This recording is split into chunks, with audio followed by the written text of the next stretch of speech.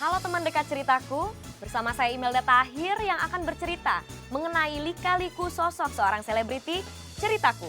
Cerita inspiratif tanpa gosip. Oh, besar menantu. Pacaran aja gue nggak tahu gimana rasanya. April saya dilamar, Oktober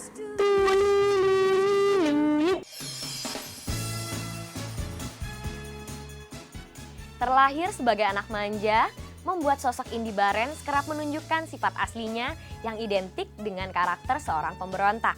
Namun, karakter itu ternyata menjadi modal penting sampai ia menemukan kesuksesan seperti sekarang ini. Selain manja, dia di masa kecilnya adalah seorang anak yang tomboy. Masa kecil Indy yang tomboy membuat tak sedikit orang yang menganggap bahwa Indy adalah seorang anak laki-laki. Lantas, benarkah? Karena saking tomboynya itu, sampai-sampai Indy pernah merokok saat masih duduk di bangku sekolah. Berikut ceritanya.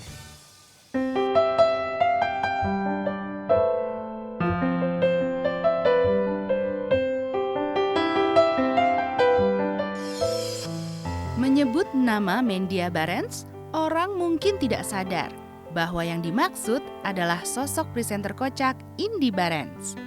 Indy yang lahir dan besar di kota hujan Bogor, menjalani hari-harinya sebagai anak-anak yang dibesarkan hanya oleh sosok ibu.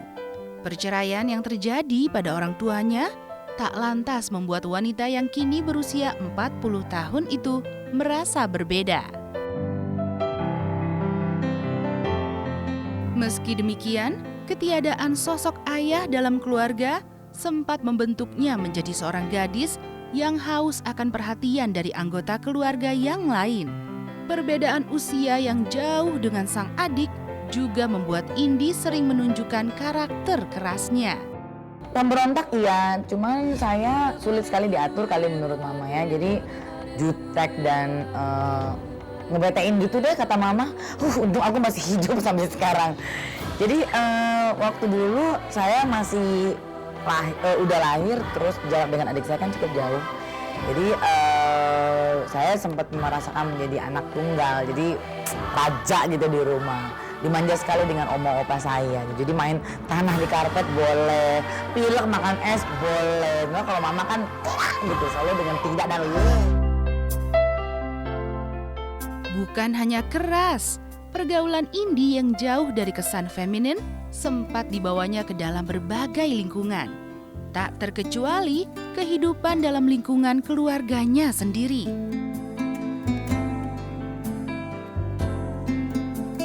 Hasil dari semua proses tadi adalah sifat Indy yang tomboy, yang tak ubahnya seorang anak lelaki. Sifat tomboynya itu juga dilengkapi dengan gayanya yang cuek dan sama sekali tidak mementingkan penampilan. Kalau menurut tante sih dia selalu ingin diperhatikan lebih.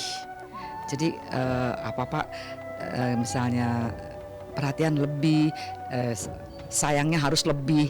Entah karena dia anak pertama dan jarak dengan adiknya jauh. Jadi dia merasa saya di rumah ini saya paling besar. Jadi semua harus lebih ke saya. Tapi mama waktu kecil juga suka gebuk juga sih.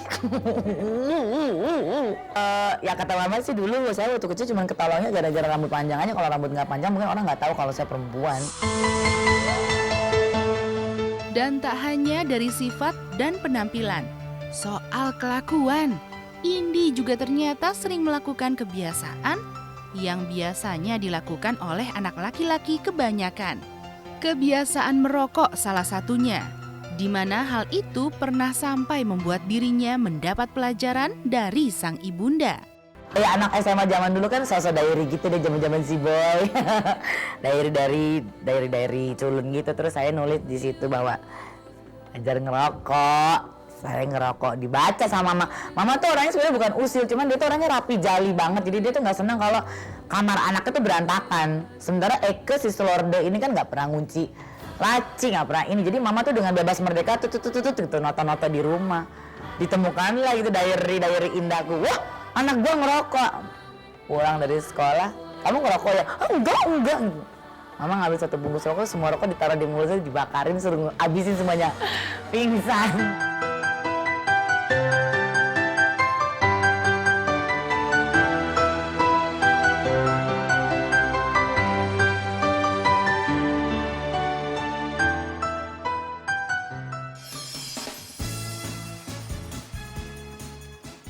Sebagaimana anak remaja pada umumnya, masa remaja Indi juga dihiasi dengan cerita menarik tentang kisah cintanya yang tak mendapat restu. Entah karena usia yang masih belum cukup, ataupun karena adanya faktor lain, sang mama sempat melarang Indi untuk berpacaran dengan seorang mantan kekasihnya. Meski jalinan cinta monyetnya itu tidak diizinkan oleh ibundanya, Indi tak pernah berkecil hati. Lalu, bagaimanakah sebenarnya Indi menilai Betty Kusen, sang mama? Simak ceritanya setelah yang berikut ini. Dia tuh suka lebih ngedepanin emosi ya. Gila tuh anak. Emosi bu, dia tuh kalau ada apa emosi dulu. Apa nih? Tenang.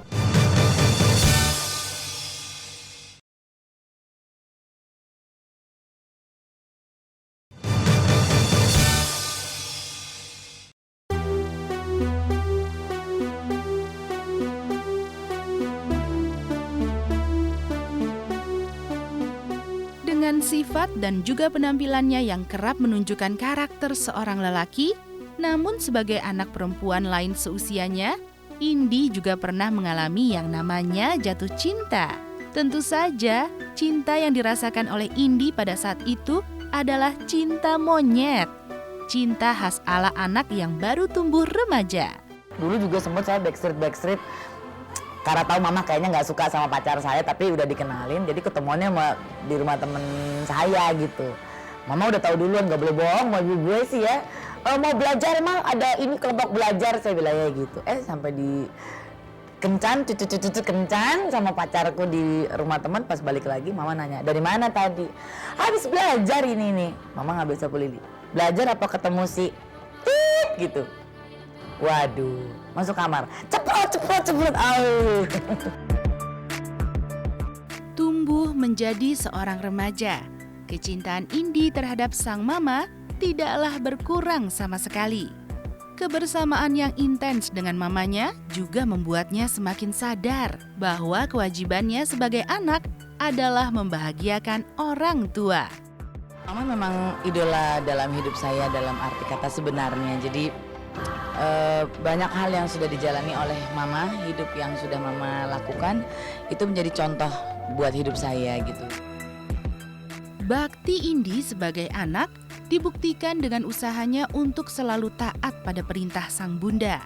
Seperti soal kuliah, di mana Indi tak bersikeras untuk memilih jurusan yang ia inginkan. Ia lebih menggantungkan segalanya pada sosok Betty Kusen, ibundanya tercinta. Yang saya ingat adalah dulu waktu saya kalau lewat Tamrin Sudirman, ibu saya cuman kalau kita lagi berdua nyetir di mobil, ibu saya cuma ngomong gini, Mama pengen banget kamu kerja di salah satu kantor ini. Itu saya ingat banget di dalam kepala saya. Bangga mungkin ya, anak perempuannya bisa kerja di gedung-gedung tinggi, padahal dia nggak tahu mungkin kerjanya jadi apa. Itu saya ingat banget. Jadi saya pikir oke, kalaupun saya nggak kerja di gedung-gedung Sudirman Tamrin, mungkin aku bisa menjadi istri dari bos-bos di sini. Kan sama juga kan tinggal di situ.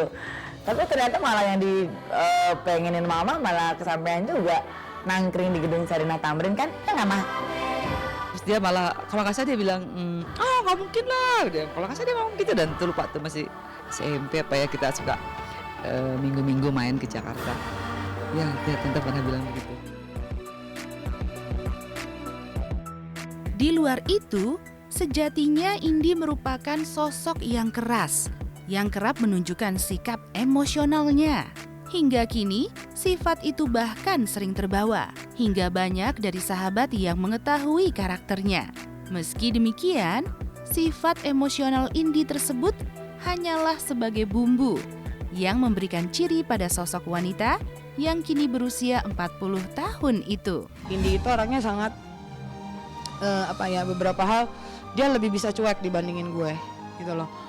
Lah, lu tuh jangan terlalu manis jadi orang gitu kan. Dia orangnya mulutnya silet gitu kan. Saya melihat Tika itu yang membuat gairah hidup saya tetap terus ada, karena buat saya Tika itu orang yang nggak pernah sedih gitu. Jadi kenapa kalau gue mesti sedih, Tika aja nggak pernah sedih gitu. Jadi kalau saya lagi kesel, lagi bete, yang saya telepon ya perempuan itu, TIKA, Tika.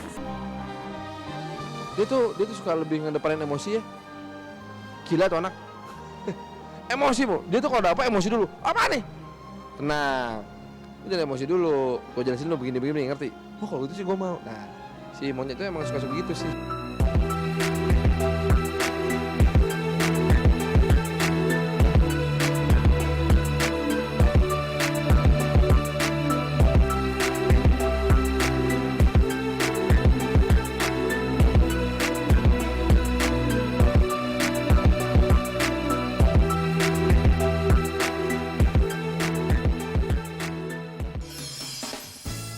Meski di matanya, Betty terkadang terlihat sebagai sosok ibu yang galak, sebagai anak, rasa cinta Indi untuk sang mama tak pernah sedikit pun memudar. Kewajiban untuk membahagiakan orang tua justru menjadi prinsip yang sama sekali tak boleh dilanggar, bahkan oleh dirinya sendiri. Termasuk dalam menentukan masa depan. Karena saking cintanya ia pada sang mama, Indi bahkan sampai memilih jurusannya di perguruan tinggi yang dinilai akan membahagiakan ibundanya kelak. Indi Barens bahkan sampai rela kuliah di luar negeri demi keinginan ibunya. Saya benci sekali dengan radio, karena buat saya kenapa orang-orang yang bekerja sebagai penyiar itu adalah orang-orang yang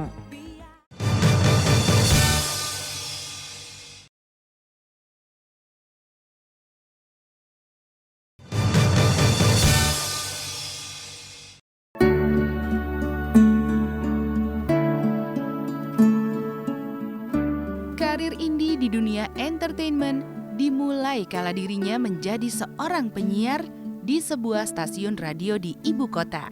Alih-alih melamar untuk menjadi staf di kantor radio tersebut, ibu dua anak ini justru ditempatkan di depan kendali mikrofon untuk menjadi seorang penyiar. karena benda yang paling saya benci saat itu adalah saya benci sekali dengan radio, karena buat saya kenapa orang-orang yang bekerja sebagai penyiar itu adalah orang-orang yang karena ngomong sendiri, ketawa-ketawa sendiri, putar iklan, apa namanya kalau bukan. Nah, jadi saya pikir enggak lah, gue gak mungkin ngelamar ke Hard Rock FM sebagai penyiar. Jadi saya pikir dengan bekal yang saya miliki, saya belajar bisnis, jadi saya melamar sebagai marketing di Hard Rock FM. Gantiin Sarah. Beban buat saya, karena mungkin saat itu everybody knows Sarah Sechan, nobody knows Indi Barens. Siapa Indi Barens saat itu? Tapi akhirnya nggak tahu gimana karena manajemen meminta dan juga Mutia merasa pas dengan keberadaan kita pada saat siaran. Jadi akhirnya saat itu saya dihadapkan pada dua kontrak. Lo mau terusin marketing atau terusin siaran? Dua-duanya nggak ada yang membuat aku merasa tertantang. Tapi akhirnya dengan support dari keluarga terutama mama, jadi saya pikir kenapa saya tidak mencoba sesuatu yang akhirnya saya bisa sukai gitu. Akhirnya siaran. Menjadi seorang penyiar handal tentu memerlukan kemampuan bercuap-cuap yang baik. Di samping itu, improvisasi berdasarkan wawasan juga mutlak diperlukan. Seorang rekan yang juga mantan presenter kenamaan bernama Erwin Parengkuan berjasa dalam menjadikan Indi sebagai seorang penyiar handal. Ternyata ada pembelajaran selanjutnya di saat saya baru setahun kawin sama Erwin Parengkuan. Erwin meninggalkan saya karena dia pengen memilih kerja kantoran. Saat itu masuklah Farhan. Jadi belum mahligai pernikahan dengan Erwin, belum lagi sedep-sedepnya Erwin pergi, masuklah laki-laki baru. Si Ais Sincan ini set masuk. Saya yang gantian harus ngelit dia. Bisa bayangin nggak saat itu saya belum matang banget dalam dunia siaran, saya harus ngelit Farhan gitu deh. Kemampuan dalam hal siaran di radio itu dibuktikannya dengan diraihnya berbagai pencapaian hingga masuk ke daftar catatan Museum Rekor Indonesia atau MURI. Perjalanan siaran saya cukup lumayan panjang, bahkan kami berdua bangga bisa membuktikan ada prestasi yang bisa saya berikan. Kita berdua siaran 32 jam untuk ulang tahun Hard Rock FM yang kelima saat itu. Dan sampai sekarang kita mencari siapa yang punya ide itu ya. Sampai sekarang kita belum nemu siapa yang punya ide nyuruh kita masuk MURI 32 jam itu. Hah?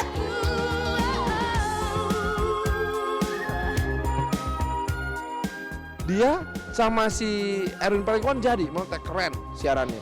Sama saya keren jadi. Sekarang sama Indra Bekti yang jauh lebih muda dari dia, keren juga gitu. Ada di tiga pasangan ini ada satu faktor yang sama terus, yaitu Indi Barens. Gitu kan? Nah justru saya kira kuncinya bukan di saya, di Erwin atau di Indra Bekti, tapi di Indi Barens. Dengan kemampuan serta wawasan yang dimilikinya, Indi merasa mudah untuk melesatkan diri menuju karir yang lebih tinggi. Terbukti, dari ruang siaran, karir Indi semakin melesat hingga ia dikenal sebagai presenter papan atas televisi.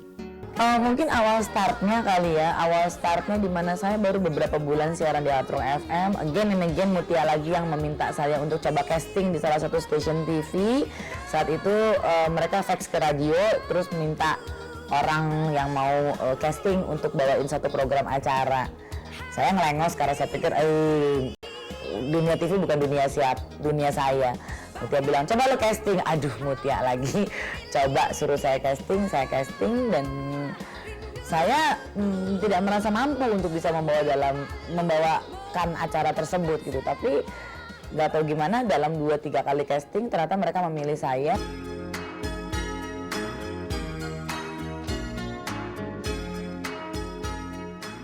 Kalau buat Indi Barens, saran sih semoga bisa bikin rekor lagi ya. Terus sama tetap nge-MC di mana-mana, terus kalau bisa tetap on air gitu. Kocak, baik, ramah.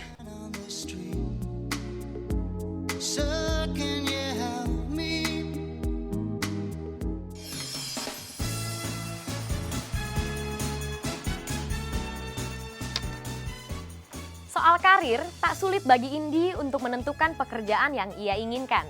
Bagaimana tidak? Statusnya saat itu adalah sarjana lulusan universitas dari luar negeri. Tak ada yang mengetahui rahasia Tuhan yang bernama takdir. Termasuk juga Indi Barens. Alih-alih ingin membahagiakan mamanya dengan cara bekerja di Jakarta sebagai seorang staf kantor, Indi justru diantarkan pada sebuah profesi lain yang tampaknya begitu cocok dengan jiwanya dan karakter bawelnya. Bagaimana kisah Indi menjadi sosok entertainer papan atas di Indonesia? Simak ceritanya setelah pariwara berikut ini. Dulu waktu saya kasih berita sama dia bahwa saya akan dilamar sama Benny, waduh, kita berdua nangis.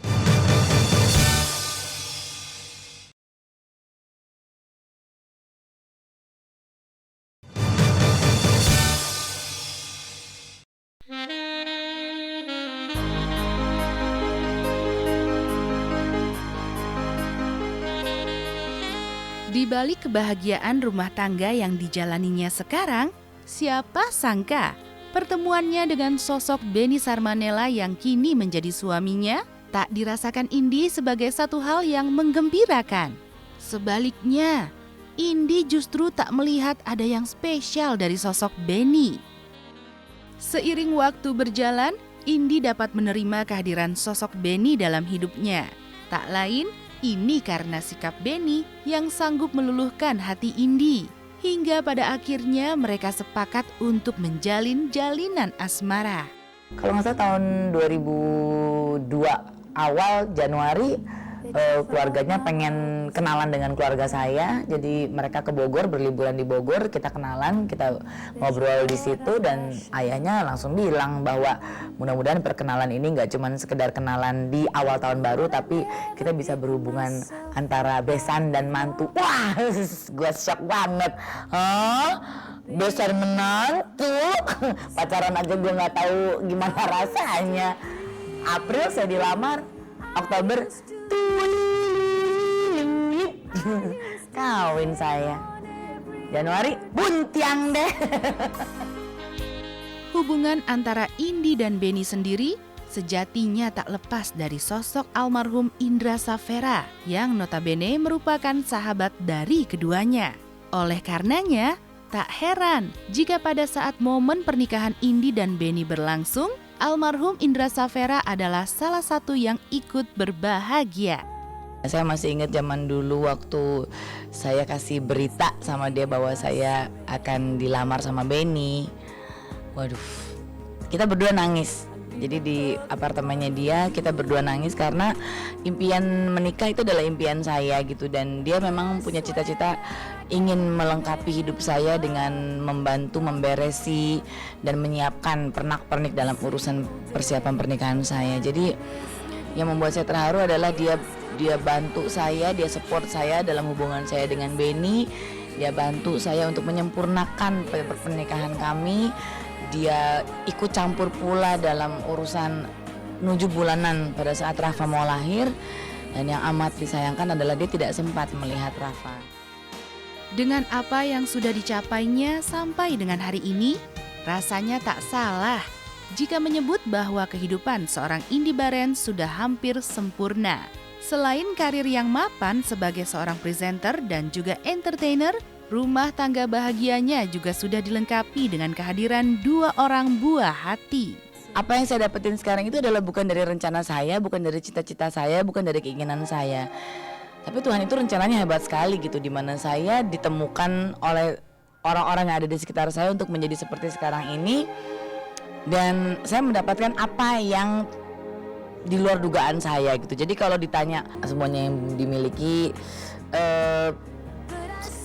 jauh lebih dari apa yang sudah saya harapkan gitu. Karena kalau saya lagi tidur ngeliat anak saya tidur, ngeliat suami saya si lempeng.com itu tidur gitu, yang saya lakukan dalam hati saya adalah saya bersyukur sama Tuhan bahwa indah sekali hidup yang Dia berikan buat saya.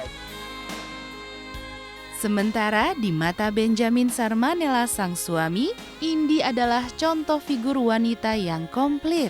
Selain bisa menjadi seorang istri yang begitu menyayangi keluarga, Indy dianggap juga mampu menjadi sosok penuh inspirasi yang dikagumi oleh banyak orang. Banyak sih orang yang mungkin yang sampai memberikan pujian-pujian gitu. Ya saya terima aja gitu.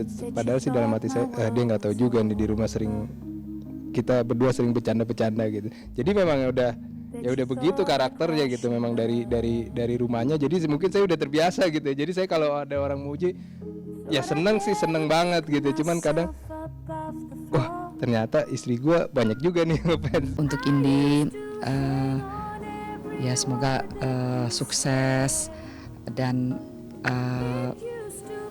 selalu ingat kepada Tuhan.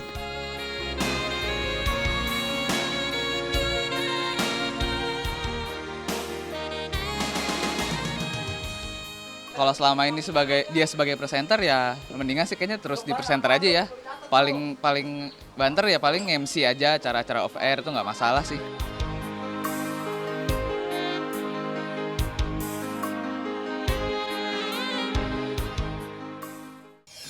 Kegagalan merupakan sebuah keberhasilan yang tertunda. Karenanya, jangan pernah merasa gagal jika usaha yang dilakukan belum maksimal. Nah pemirsa, semoga cerita dari kehidupan selebriti tadi membawa inspirasi bagi kehidupan Anda. Sampai jumpa di ceritaku berikutnya. Dah. I wanna be a billionaire, so freaking bad. Buy all of the things I never had. I see my name in shining lights.